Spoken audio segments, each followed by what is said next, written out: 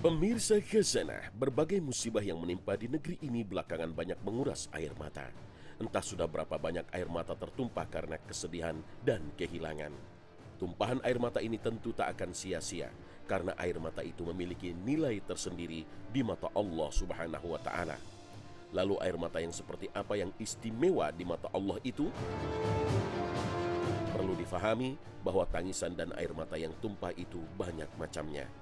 Yazid bin Maysarah menjelaskan, tangis terjadi karena 7 hal, yaitu tangis karena gembira, tangis karena sedih, tangis karena cemas, tangis karena pamer, tangis karena sakit, tangis karena syukur, dan tangis karena takut kepada Allah Subhanahu wa Ta'ala. Tangisan inilah yang setetes air matanya mampu memadamkan lautan api. Tangisan inilah yang paling jujur dan paling kuat menggambarkan hati yang takut. Tangisan karena takut kepada Allah Subhanahu wa Ta'ala inilah yang paling utama dan memiliki kemuliaan tertinggi.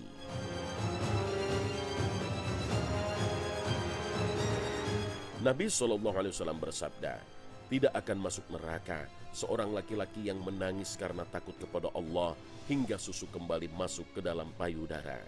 Beliau juga bersabda, tidak ada sesuatu pun yang lebih dicintai oleh Allah daripada 2 tetes dan 2 jejak, yaitu setetes air mata karena takut kepada Allah dan setetes darah yang ditumpahkan di jalan Allah, sedang yang 2 tanda adalah jejak di jalan Allah dan jejak pelaksanaan salah satu kewajiban dari Allah.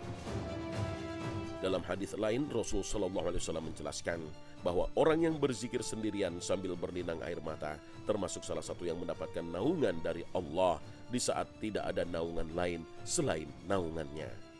Abdullah bin Umar juga pernah berkata, berlinang air mata karena takut kepada Allah lebih aku sukai daripada bersedekah dengan 1000 dinar. Ka'ab al-Ahbar, seorang sahabat Nabi, juga mengatakan, menangis karena takut kepada Allah hingga air mataku mengalir di kedua pipiku lebih aku sukai daripada bersedekah dengan emas seberat tubuhku. Dalam kehidupan sehari-hari, Nabi SAW juga sering menangis.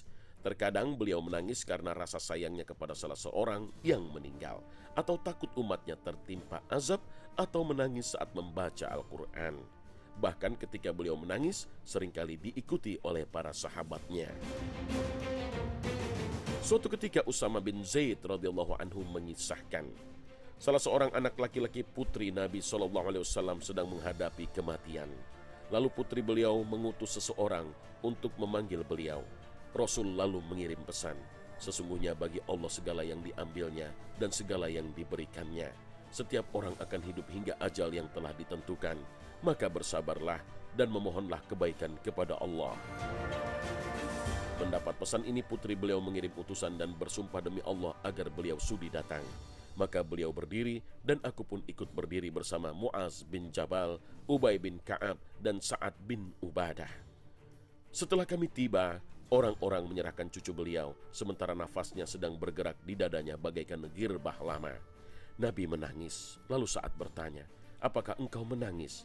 Nabi bersabda, sesungguhnya Allah hanya mengasihi hamba-hambanya yang pengasih.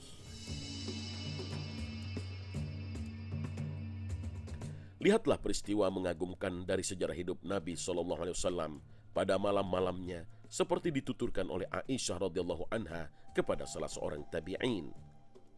Pada suatu malam beliau bersabda, hai Aisyah, biarkan aku beribadah kepada Tuhanku malam ini. Aku berkata, demi Allah, aku senang berada di dekatmu dan menyukai apa yang membuatmu senang. Beliau pun berwudu lalu berdiri menunaikan sholat. Selanjutnya beliau terus menangis hingga membasahi pangkuannya, dan terus menangis hingga membasahi janggutnya. Kemudian terus menangis hingga membasahi lantai. Tidak lama kemudian Bilal datang memberitahukan waktu sholat subuh sudah tiba. Begitu melihat beliau menangis, dia berkata, wahai Rasulullah, apakah engkau menangis? Padahal Allah telah mengampunimu dari segala yang telah lalu dan segala yang akan datang. Beliau menjawab, tidak bolehkah aku menjadi hamba yang penuh syukur? Malam ini telah turun kepadaku sebuah ayat yang membuat pembacanya celaka jika tidak memikirkannya. Sesungguhnya pada penciptaan langit dan bumi. Abdullah bin Amr bin As menuturkan bahwa Nabi SAW suatu ketika membaca firman Allah Subhanahu wa Ta'ala tentang Nabi Ibrahim alaihissalam. Ya Tuhan, berhala-berhala itu telah menyesatkan banyak dari manusia. Barang siapa mengikutiku, maka orang itu termasuk golonganku. Dan barang siapa mendurhakaiku, maka engkau maha pengampun, maha penyayang. Al-Quran Surah Ibrahim ayat 36. Lalu membaca firman lain tentang perkataan Isa alaihissalam. Jika engkau menyiksa mereka, maka sesungguhnya mereka adalah hamba-hambamu. Dan jika engkau mengampuni mereka, sesungguhnya engkaulah yang maha perkasa, maha bijaksana. Al-Quran Surah Al-Ma'idah ayat 118. Kemudian mengangkat kedua tangannya sambil berkata, Ya Allah, umatku, umatku, dan menangis. Allah Subhanahu wa Ta'ala lalu berfirman, Hai Jibril, temuilah Muhammad, Tuhanmu maha tahu, dan tanyakan kepada apa yang membuatnya menangis. Jibril pun mendatangi Nabi SAW lalu bertanya apa yang membuatnya menangis, dan Nabi pun memberitahukan apa yang dia katakan, sedang Allah lebih tahu.